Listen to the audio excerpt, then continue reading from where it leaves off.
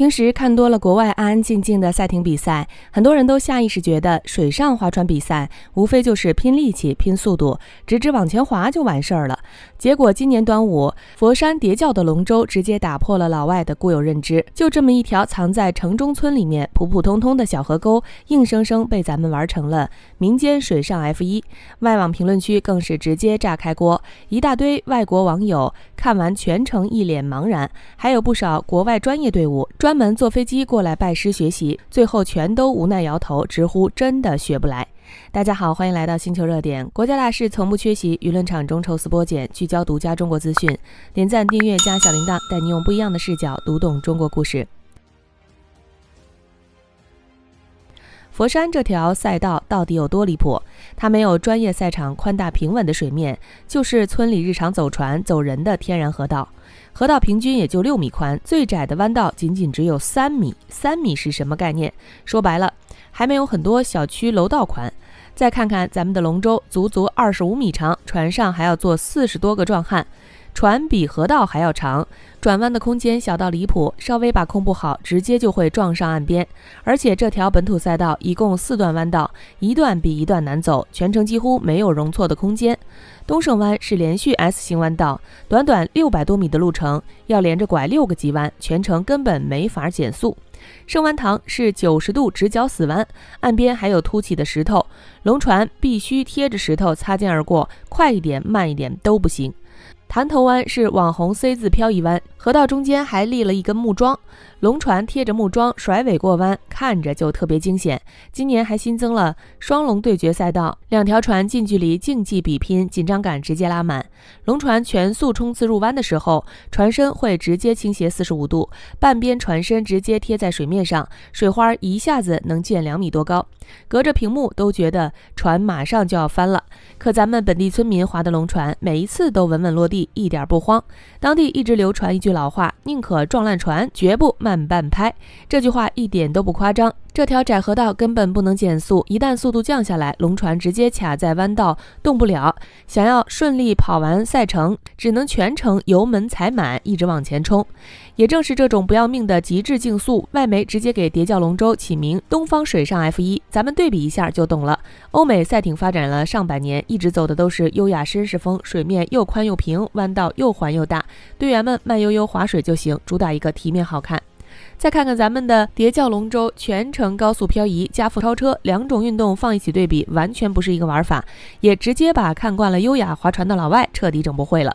外网网友的评论更是又好笑又真实。美国网友无奈吐槽：我们划船比优雅比姿态，你们划船直接玩漂移，这压根儿没法比，完全不在一个维度。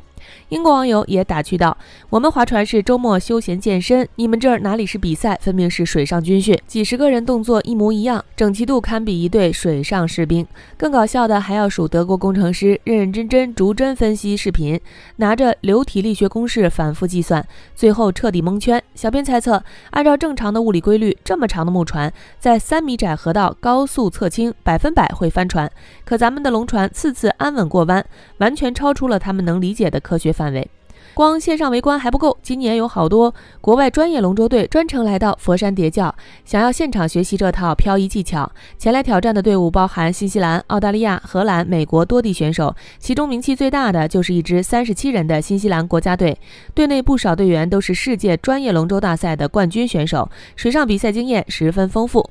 可这群世界冠军来了之后，直接水土不服。他们平时都在宽阔的大海、湖面比赛，根本不用急弯变向，只要匀速划桨就可以。但是叠嶠赛道每一次转弯都需要全队40多人发力完全同步，差0.1秒都会出问题。这群老外反复练习10几次，始终没办法流畅过弯，要么天岸太近差点撞船，要么全队发力不齐导致船体摇晃。赛前还自信满满跳毛利战舞打气，上船之后才明白民间高手到底有多厉害。不光是参赛队伍，荷兰国家级电视台还专门过来拍摄纪录片，记录咱们的龙舟训练日常。美国、德国不少户外博主也跟着村民一起参加夜间集训，亲身感受难度。所有外国人体验过后都统一感慨，这项运动最难的根本不是力气，而是几十个人心往一处想，劲儿往一处使的默契。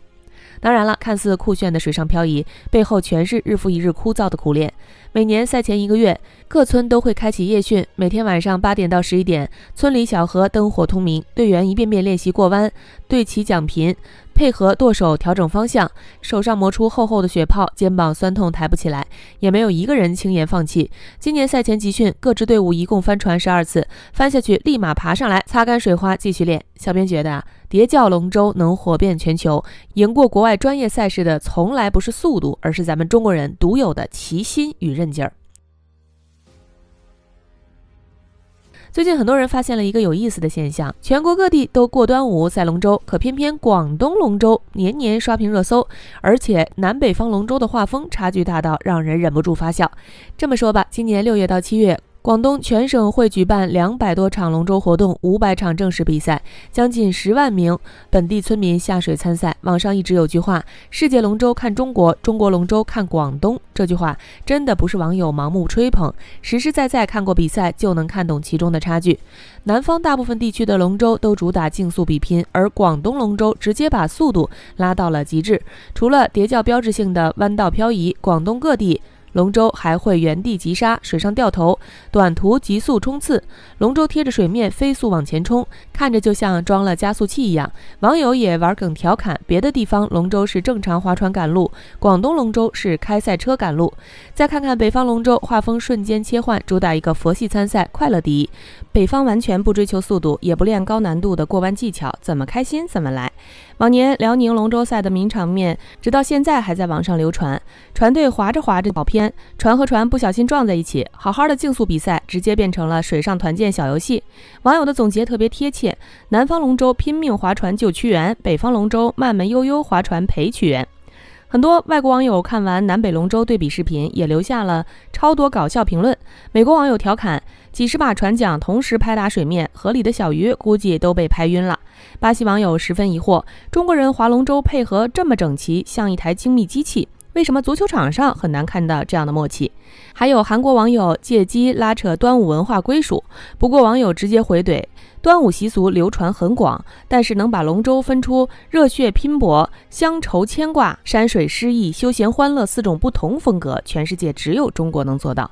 这时候很多人都会好奇，广东龙舟比赛没有高额奖金，大部分村子夺冠之后，奖品只有1头烧猪、几坛米酒和1面锦旗，为什么村民上船之后个个眼神坚定，拼尽全力一定要赢？其实答案很简单，和钱一点关系都没有，根源就是广东深入骨子里的宗族乡情。小编觉得，在广东各村，一艘龙舟就代表一整个村子的脸面。平日里，这些滑手遍布全国各地打工做生意，天南海北各自忙碌，可只要端午将至，大部分人都会放下手头工作，义无反顾返乡参赛。平日里龙头安安稳稳供奉在祠堂，每一次龙舟下水都要举行起龙点睛祭祖完整仪式，仪式感满满。赢了比赛，全村敲锣打鼓摆龙舟饭庆祝；输了比赛，全村人都会低调自省，这是全村人共同的荣誉感。更难得的是，广东龙舟是少见的零资本介入的纯民间赛事，没有网红剧本，没有商业包装，没有流量炒作，参赛的全是土生土长的村民。村里乡亲自发捐款，置办物资，修缮龙船，祠堂门口贴着每一笔捐款名单，钱多钱少都是心意。这份不加修饰的烟火气，才是广东龙舟一直能出圈的核心原因。最后给大家科普一个冷门小知识，很多人都搞错了，龙舟竞渡的习俗比纪念屈原还要早上几百年。最开始是古人祭拜龙图腾的民俗活动，后来才慢慢和屈原、伍子胥等先贤故事结合，一代代传承下来。另外，端午节足足有30个别名，是我国所有传统节日里别称最多的节日，每一个名字都藏着古人顺应时节、防范疫病、思念故人的生活智慧。同样是划龙舟，各地却有着不一样的浪漫。广东划的是不服输的拼劲儿，湖南逆流龙舟划的是割舍不断的乡愁，广西山水龙舟划的是水墨国风诗意，北方龙舟划的是简简单单的快乐。我们划的从来不止一艘龙船，而是2000多年从未断掉的民族文脉。龙舟总会靠岸，热闹总会散去，但是中国人刻在骨子里的团结、乡情与传承永远不会停下。好了，今天的内容到这里就结束了。如果你喜欢小编的影片，还请大家多多点赞转发，让更多的人一起见证中国进步。关注我的频道，这样既能回顾往期视频，又不会错过之后的精彩内容。那我们下期节目不见不散。